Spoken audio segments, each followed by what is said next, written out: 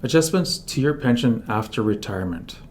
Pension estimates that are prepared by the CSSB or in your online services account are using the previous year's reported service and salary information from your employer. This information is used to project future earnings for pension estimates. This will at least provide you with something to plan and work with. We don't start paying members with the projected pension amount. Instead, we pay using the data we have on file. This wouldn't include current service, earnings, and vacation pay, since that data won't come to us until several weeks after your retirement date. Therefore, pension payments will start approximately plus or minus 10% less than first anticipated. Adjustments will be made to service, earnings, vacation pay, group insurance, and income tax as you move along towards finalizing your pension account. A letter will be sent to you once the account has been finalized. At that point, we will compare the amount paid from your retirement date to the amount that should have been paid. Any amount owed will be paid in the month your account has been finalized. Another possible adjustment to your pension is the cost of living adjustment, which is also called COLA.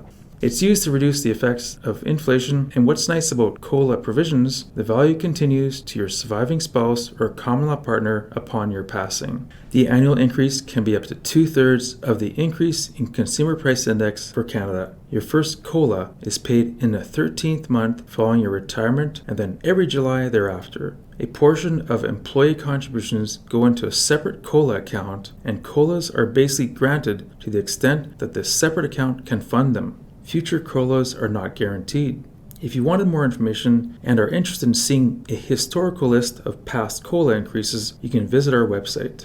Pension payments are considered taxable income and subject to income tax withholding. To help us determine how much income tax will be deducted from your pension, you'll be provided with a set of TD1 forms, both federal and provincial, in your retirement package. We are required to withhold the minimum amount depending on how you complete the TD1 forms. If you're planning to live outside of Canada, you'll be taxed at a flat percentage of non-resident tax based on the agreement between Canada and the country in which you reside. You have the option to increase the amount of tax withheld at any time by sending something in writing to our pension department or email at askus@cssb.nb.ca.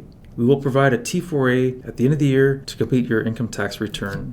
These reduction points occur at age 60 for integration with CPP and at age 65 for integration with old age security for your lifetime. The reduction is only to the member's pension. There is no reduction or change to the amount paid to the beneficiary.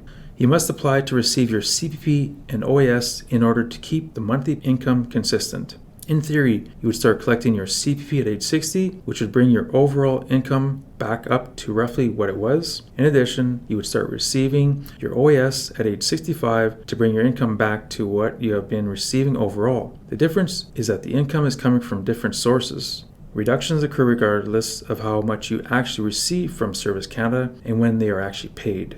Monthly pension benefits may continue after the death of a member, depending on the plan option you selected. If the pension is continuing, you or your partner beneficiary should be aware of the following. Prompt notification of death will prevent pension overpayments, which must be repaid. Insurance beneficiary can be updated. The partner beneficiary will be entitled to 2/3 of the cost of living adjustment payment, both the cumulative COLA from start of pension to current date. In addition, COLA will continue to be paid to the partner beneficiary until the pension guarantee option has ended or death. Where a plan member has had a separation of a marriage or eligible common law relationship and there is a court order or written agreement where family assets are divided, the member's pension may be subject to division as well. The portion of the pension subject to division is limited to the pension that is accrued during the period of the relationship. This starts at the earliest of the date of cohabitation or date of marriage and ends at the date of separation of the relationship. This concludes our segment on adjustments to your pension after retirement. If you have any questions, please feel free to contact us. We're here to help.